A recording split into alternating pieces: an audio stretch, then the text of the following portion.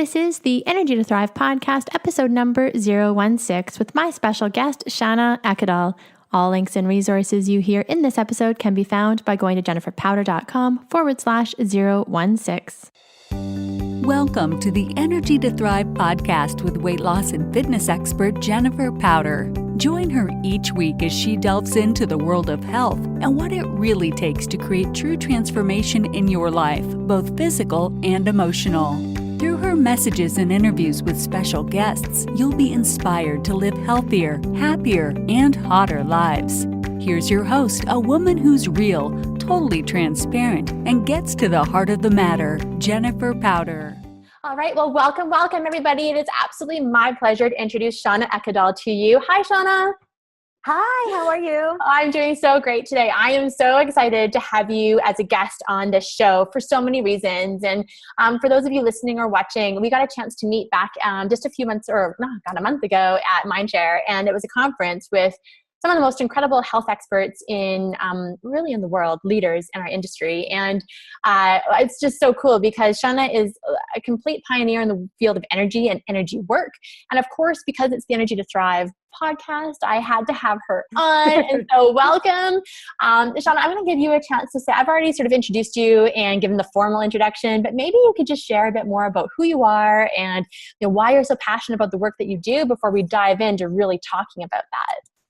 Yeah. I'll give you just a brief synopsis of how I came to do this because it's kind of an interesting story. Awesome. I actually, when I was a small child and I was born, I was actually very sensitive to energy in general. So subtle energy, feeling the feelings of other people, the thoughts, kind of feeling the thoughts of other people and feeling life. So many times in life we think through life. I felt life around me. And so it was really powerful, but nobody really understood that in my family. And so after maybe the age of 6 or 7, I kind of shut down that aspect of self. I think we have so many different aspects of self. And that was one that was very present for me at the beginning of my life. And I kind of shut that down because no one really got it, right? I was experiencing things that other people weren't experiencing. And so I went throughout my life feeling a little bit disconnected, but not really knowing why. Wow. And I have a 4-year-old child and when I got pregnant with him, this sensing energy came back for me. So when the entire time I was pregnant, it was like a remembering, right? Like, wow. Oh, I remember this, and it was super powerful. And so I started to kind of heal my own body and work through getting healthier and eating better and raising my own energy vibration and nourishing my body, which then gave me more physical energy, like what we typically think about, I have more energy for my day.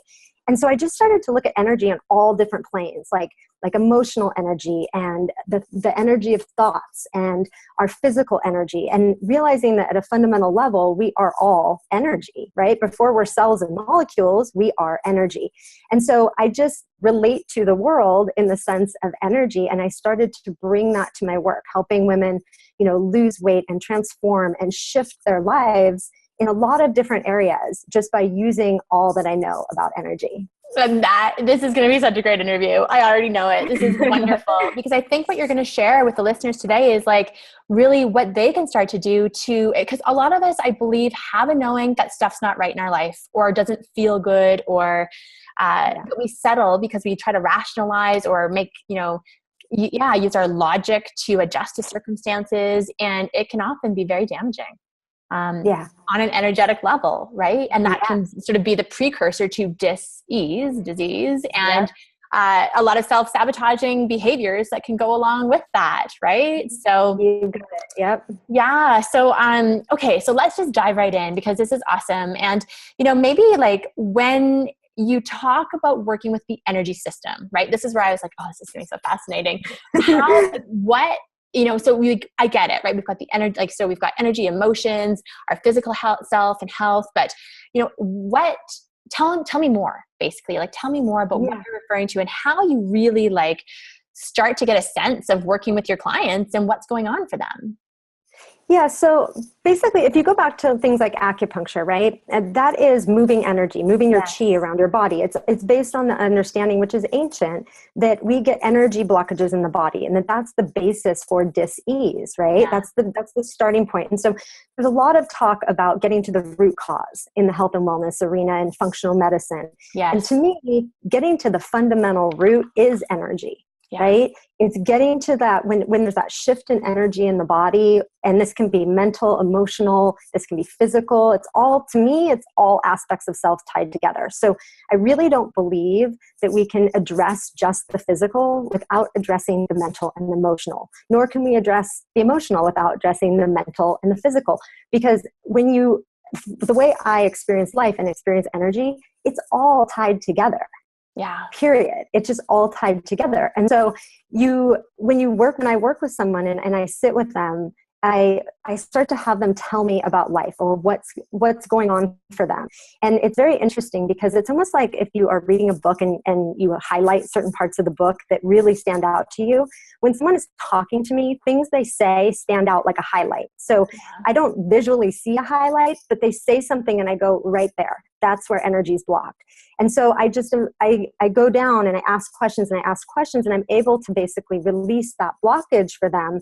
Which the fascinating part is that when your energy is blocked, it's not just affecting one area of your life. Never. So you can have one energy blockage that's affecting a number of mental things, a number of emotional things. It can be causing back pain. It can be causing all kinds of things in the body. And when you get to the root of that energy blockage, so many different things can be released just from one. So that's where I say everything is tied together. And we can't say, so people go to a doctor or a chiropractor and they say, my back hurts. And 9 times out of 10, a lot of kind of mystery physical pain I have found is related to either negative mindsets, things from childhood, emotional stuff that we haven't released from our body. Because again, that's energy. Right? Yeah. When we are holding in anger and when we're holding in, frustration or upset and all these things that we hold in, we're holding that negative energy, that low vibration energy in our body. And that's going to manifest. And so this is making me think of something. I think I must have read it when I had very young children. My children are 9 and 7 and past that sort of toddler baby stage, but I hear it all the time in coffee shops. And what I recognize is that as adults who have perhaps been taught to not feel their feelings, we often try to diminish and mute our children from feeling our feelings. So like if a baby's crying or your toddler's crying, oh, you don't need to cry about that. There's nothing wrong with you. You're fine. So from very early childhood, we're getting messages, wait a minute, I'm feeling something, but now someone's telling me that I shouldn't be feeling this way. So I guess I'm wrong. So how do you start to unpack that if that's an early messaging? It's a great question. And it happens to everybody, right? So we basically, I say we can learn so much from the toddler stage because toddlers are so pure, right? So when it comes to food, toddlers eat when they want to eat and they don't when they don't. But we as adults, like sadly enough, try to force them to do things that are not in alignment with what their body is telling them. So we say, you have to eat at 6 p.m. dinner, but maybe their stomach's not saying it's hungry. And they're confused by that because they're like, wait, like my son will say, Mommy, my belly's grumbly or my belly's not grumbly when he's hungry or not hungry. And so we start to kind of socialize children from listening to their own internal compass. And it's the same with emotions, like you said so beautifully. We teach them to cut off their emotions. So when I explain to people emotions, I explain to it, it's like a bell curve, right? So we come up, and a toddler is a great example. When they have a temper tantrum, right? They come up and they freak out over the top of the bell curve. They're throwing themselves on the ground. They're completely emoting all over the place. Yeah. And then they're done and they jump up and they're like, okay, let's play, right? They complete on that emotion. They go through the whole thing and then they're over it, right? But we teach them to cut off before they get to the top. So we say, stop crying, stop doing this, stop doing that. And then that teaches, like in the brain, okay, it's not okay to feel. It's not okay to feel. Stop feeling. And so people actually learn to just control their feelings. Like how many times, I'm sure everybody listening has had a time where they start to tear up and they just go, no, I can't cry. Yes. Maybe for women too, we're like, oh, my makeup's going to run. Like I can't cry right now, or it's not convenient, or I'm at work, or whatever, right? It's sparking a memory from a call yesterday that I had with a client who she was literally on the verge of tears, and I could hear the emotion in her voice. And so I hone in. I'm like, what's that? What's right there? Right. Yeah. And she's like, I'm just so sick and tired of having to hold it all together. Like, I'm so tired. And then what came out was all of the messaging she's telling herself. I need to be strong. I have to be the supportive one. I don't have time for this. Who's going to take care of my family? I'm the rock. And so, it was the belief systems that we cultivate. We're often creating our own, these rules that become our prison. Yeah. So how do you help your clients start to change that, so that feeling their feelings isn't so scary? Because a lot of times the messaging is, be as happy and as joyful as you want, but I don't want to deal with your sadness or your sadness or frustration or the bad emotions, if you will. Yes. I don't think there's any such thing. There's no such thing, right? But we're taught that. We're socialized in that way. And so the first thing is seeing it, right? Because a lot of people don't even realize, they don't have the awareness that they're holding back. They don't even know how much anger is in them or how much sadness is in them, because they've been doing it for so long. It's just what they do, right? So they don't even know they're cutting off their emotions. So the first process is showing them that they are. Like, because you can see when someone starts to hold back emotion. So it's saying, look, right there. What's that right there for you? How are you holding that back? And guiding them to just start noticing it, right? And then giving people a safe space. So that's what I create when I work with people, whether it's in person in my office or, over Skype or Zoom, or it's creating this loving, warm space where it's okay to be all of you. And that is just not present for so many people out in the world. They feel like they have to put on a mask or put on a certain personality to go to work, or even in their own home. And so you just start to create this soft, loving environment, which a lot of people didn't even have in childhood, and you say, I want to know your anger. I want to experience, you know what I mean? And it's a process for them to even tap back into that, but a safe environment where someone's saying it's okay to be angry. It's okay to be sad. Can we talk about, oh, sorry. Yeah. I want to talk about anger, because what I have found is that in many ways, women have been taught it's not acceptable for them to be angry. And I realize that that's a blanket statement. But so what I find is that a lot of my clients will take that anger and then they transform it into sadness. So they'll cry, they'll feel but there's really something burning and fiery within them, and they don't know what to do with anger. So say you were coaching me right now and you could see that there was like anger in me. I would love if you could help my listeners learn to, or give them some tips around, if you've been conditioned that, here's a couple of things that I know too. Family of origin. If you've grown up with a parent who's always been really angry or explosive, you'll often repress your own anger, or you'll model after that. So what do you do for the woman out there who does not know how to deal with her, or even process or experience her own anger? Where do you take them first? So when I'm talking to them, I'm guiding them to it. So, because I can feel their anger. Yeah. So sometimes they'll say, like I'll just use marriage as an example. So sometimes to stay in a marriage, we're so angry at our partner, but we can't acknowledge that, because we feel like if we acknowledge that, the marriage is over. And for whatever reason, maybe it's kids or financial stuff, like it's not okay with that person to have that marriage be over. And so they're willing to swallow all of their anger and feelings to keep this idea of marriage intact. And so when I feel that in somebody, this is just one example, it's all over different areas of people's lives, but I will say to them, like, why are you angry at your husband? You know what I mean? And they'll go, I'm not angry at my husband. And I'm like, no, but I feel that you're angry. And we'll start to talk about it. And we'll say, if no one knew, you know what I mean? Like, this is a safe place. No one's going to find out. No one's going to know. I don't know your husband, and they start to share. And as they start to share, what's fascinating is if you can verbalize it, you can start to feel it, right? It's some things we won't even verbalize to ourselves. So if they start saying, well, it really makes me mad when he does this or that, then they start to it's like the emotions start to come with the words too. Yes. And I'm like, and tell me more about that. And then they'll go deeper into that. Well, it's like he goes like this, and then he goes like this, and it's just really frustrating for me. I'm like, how frustrating is it? And they're like, it's really frustrating. I'm like, where do you feel that in your body? Yeah.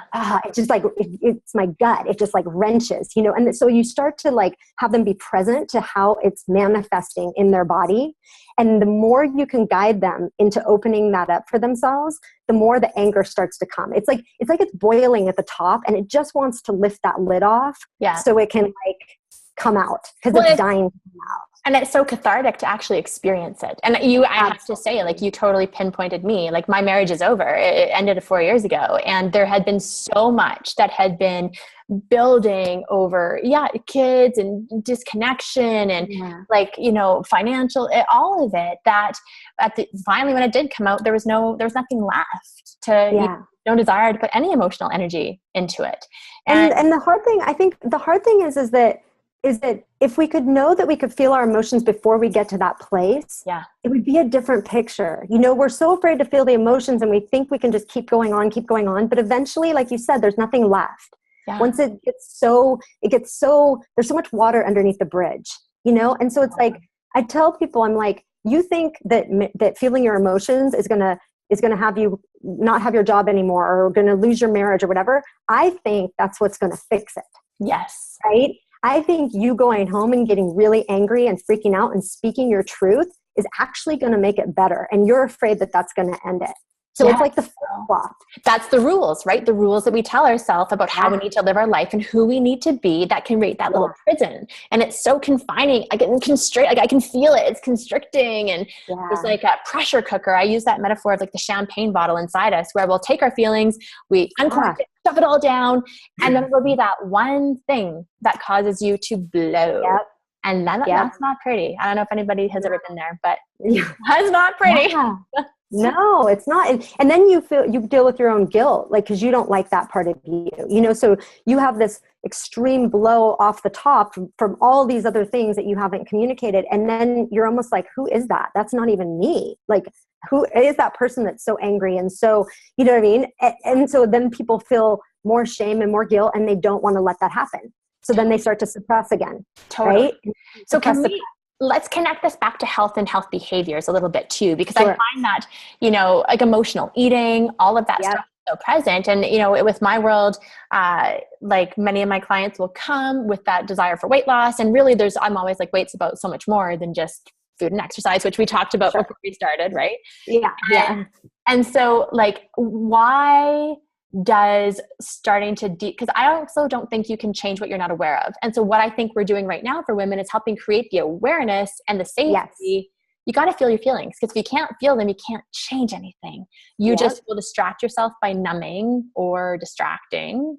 And so tell me what you've seen in your practice. What are some of the most, like, I guess if somebody's listening to this and they're wondering, oh my God, do I do that? What are some of the sort of behaviors you see clients engage in when they're not willing to feel their feelings? Great question. So what I say to people when I work with them is I say, we are going to take the lid off, because we do all kinds of behaviors to keep the lid on all this stuff we've been talking about, the emotions, the mindsets, the fears, the doubts, the insecurities. Nobody wants to show that to anybody. So we build this life and this structure so that we don't have to feel those things, and hopefully nobody will see the truth. Right? Of those that we are actually fearful, that we're actually insecure, that we're all these things, all these normal human feelings that people have, we try to hide from everybody else as if we're the only one having them. And so I say, food and even over exercising for some people, even, all kinds of stuff like, and even overworking. And the fascinating thing with over exercising and overworking is that you get praised for that in society. And so it's a bit of a trap, because people admire you for it. And yet you're doing it to not feel your feelings and really see your truth. And so I say to people, when we adjust what we take into our body in the form of food or drinks, and when we say, okay, I'm not going to drink alcohol for a while, and even I'm not going to have caffeine for a while, and I'm not going to have certain things, I do that at the beginning, and I tell them it's only about taking the lid off, taking away the reasons that hold down the things, right? Because when we take the lid off, then that stuff is going to naturally start to come up to the surface, because we don't realize we're doing all these things to keep the lid on. To manage it, to cope with it. To manage it, to cope, to hold it down, except for it never will stay down. Like, it's always going to take more and more coping mechanisms to keep it down, because it wants to come out. It wants to rise. And so over time, it gets worse and worse for people. And I say, there's no way out but through. I think you should just repeat everything you just said, because that's exactly what I want people to hear and really get. What starts as one little thing starts to get, and it might be over a year or a few months. It might not, but like all of a sudden you're just sneaking a bit more chocolate or a bit more sugar, and now you're drinking a bit more wine. It starts with one glass, and then it's half a bottle, and now it's a bottle nightly. Or right? Whatever it is. And so really let this be a wake up call that because we know in our heart of hearts, we know when we're doing stuff and it's not feeling right. So that's and when it's like the fascinating part too is going through it, like really emoting through it. When I say there's no way out but through, I'm meaning just to feel the feelings, just to move through that point. Like you can only have one feeling for a couple minutes. Like if you tried to bawl your eyes out where you're like hysterically crying, you could not do that for very long. Like you will complete that emotion and you won't have any more cry in you. And yet we have this idea that like, if we start crying, it's never going to end. Like we're just going to be lost in this emotional sea of depression and we'll never be okay again. But going through is so much easier than trying to hold that lid on and keep having to have behaviors to keep those emotions in and those ideas and thoughts in. Okay, so my next question is around, so let's just say I'm working with you and my partner is not used to me emoting. And they're used to me being very tidy and a nice little pretty package and just being polite and pleasant all the time. And now all of a sudden, I'm going to have some big feelings and I'm going to be releasing them. Or, how do you help your clients create the conversation with their partners or their family or their friends to understand what they're going through, right? Because it's a great question. So so I basically like give them a lot of love and support. We talk about it in here. We kind of, I have them talk to me like they are their husband or their family or the person that they're afraid to emote to. So they have that opportunity to kind of say, and formulate their thoughts. And for some people that's easier. And for other people that's more challenging to kind of even find the words, right? But basically it gets to the point where for some people it's a longer process. For some people it happens really quickly. But once you have that first conversation, it really opens the door, right? Once you realize, because I call this, I feel like we all live in a box, right? And at the edge of this box is a fear alarm. When we get near that edge, that alarm goes off and that alarm is like, what are you doing? You can't do this. You're crazy. Back up. Don't do this. Don't move forward. And so when we come up against that fear alarm, like most people go, oh my gosh, I can't, what am I thinking? I can't do this. And they back up, right? And they get closer to the middle of the box. But if you step over, if you hear that fear alarm and you just say, oh, there's my fear alarm, it's throwing all this stuff at me, and you step over that edge, your box widens. Yes. And when you have that experience, then you go, oh, I didn't die. Because literally fear is telling you, like, it almost feels like death, right? Like you're going to die, your world's going to blow apart, something's going to happen. And when you step over it and your box widens, then you go, oh, okay, this is just how it goes. And then you become more and more comfortable because you're not going to die.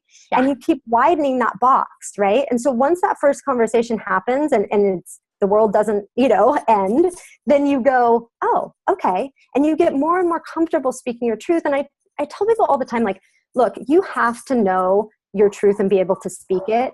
And if someone is going to leave you because of that, then they don't belong in your life. I mean, really, like, how long are we going to stuff things, right? And not be ourselves? Like, for what, right? You have more, when you're telling your truth, you have a chance of being loved more. You have a chance of being connected more to your partner. You have a chance of like growing your relationship to a whole new level. If that person's going to shut the door on you, There's a great quote in the book, Passionate Marriage by Snarch. His last name, do you know the book? There's a quote in it. It says something, I've like circled it, highlighted it. And it says like, when I leave this earth, I want to know that I've been truly known by at least one person. And it's talking about love and like the container that love can give you to experience the best and the worst of yourself, because it's all there in us, and that acceptance, right? Because we have so much fear around being accepted for who we really are. Those masks become our go-to thing that we grab. And I happen to think that like great love, like the most incredible experience of great love is sharing the things that you hate most about yourself and having someone else accept those in you and love you anyways. That is so affirming. And that is where people flourish, right? When you meet that person and you're able to say, hey, I got to tell you a few things about myself. And they just go, oh, it doesn't matter. I love you. And it's not even a big deal to them. You're just drawn to them. You're bonded to them for life because they really see you and they really accept you. And to me, that's what love is all about. That's how love should be. Do you think that and so like I love the conversation of love, because there's love, getting love from somebody else, but it's almost like when somebody else is willing to accept you and to know you for who you are, it almost gives you the ability to start accepting yourself for who you are. Exactly. And that self-love, which I know the word gets thrown around a lot, but I do think it's so important, right? It's like, it's so important. They help model it, and then we can do it. And then we start to, lessen our vices, basically, because we don't need them as much anymore. We're more willing to face. Right.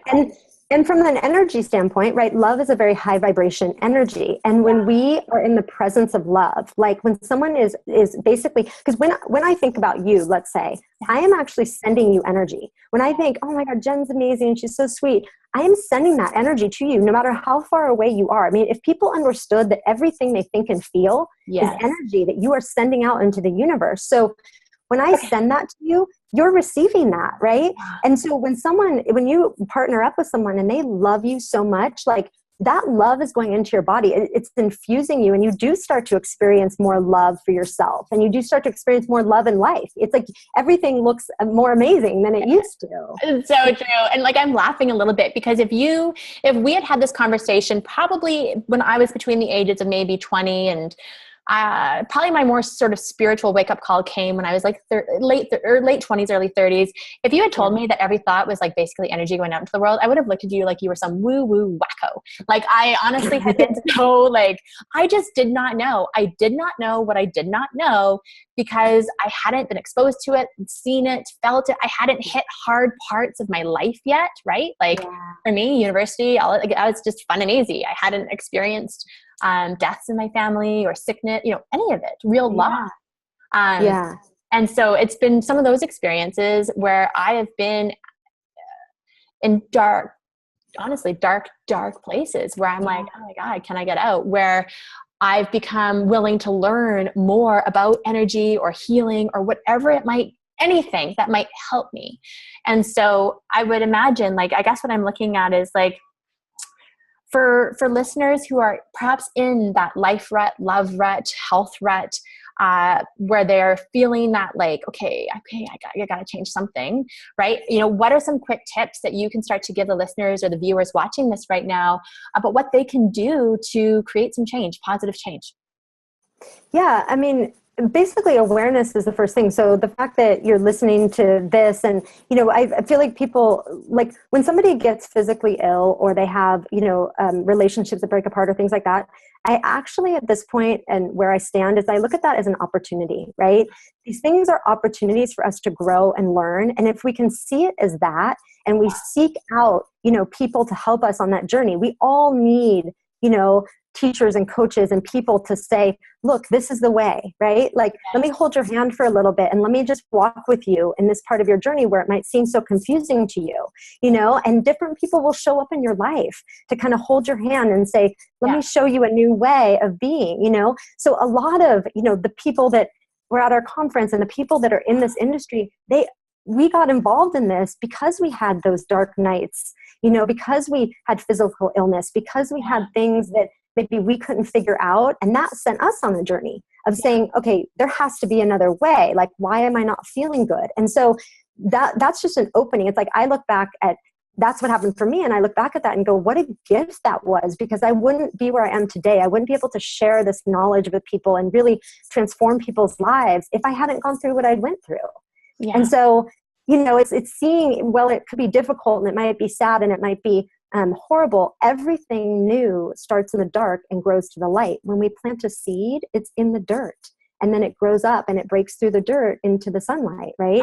When we have a baby, it's in a womb and then it's birthed into the light. And so everything has to start at that point of growth, right? I think that's such an inspiring message for anybody listening right now who is in that dark place. It's like, and that's sometimes where deep faith is cultivated. And even hearing that message, it's in the darkness that something else is growing and you will reach that, the other side of it, but you can't unless you go through it, right? Like that little seedling has to push through the earth to exactly sunlight. And yeah. So that's amazing. Oh, we could keep going. I know we could keep going. It's like super fascinating. And I guess, when people want to learn more, there's one place I want to just go to quickly before we wrap up. But in terms of some of the benefits you've seen with your clients when they do start to work on their energy system and repairing it, and what are some of the shifts and changes that do happen? Because I think part of being willing to go through the change is believing that you're capable of the change and that the change is worth it. And Yes. what I know is if somebody out there can hear, oh my God, this person was in my spot and now look where they are now, it creates hope. And that's such a key element. So key. What's really interesting is that we have this concept that change has to be difficult, Yeah. that it has to take a long time, and that it might not be successful, or maybe someone has a success for a period of time and then they don't. When you shift energy, when you're going to that root cause, you can shift very quickly. You can have change happen. And so part of it, when I work with people, is really just shifting their mindset that it has to be difficult and that it has to take a long time. Because when you can line up all your different systems, energy system together, literally it's like life opens up for you. You will have new people come into your life. You will have new opportunities come that you couldn't have even tried to make happen.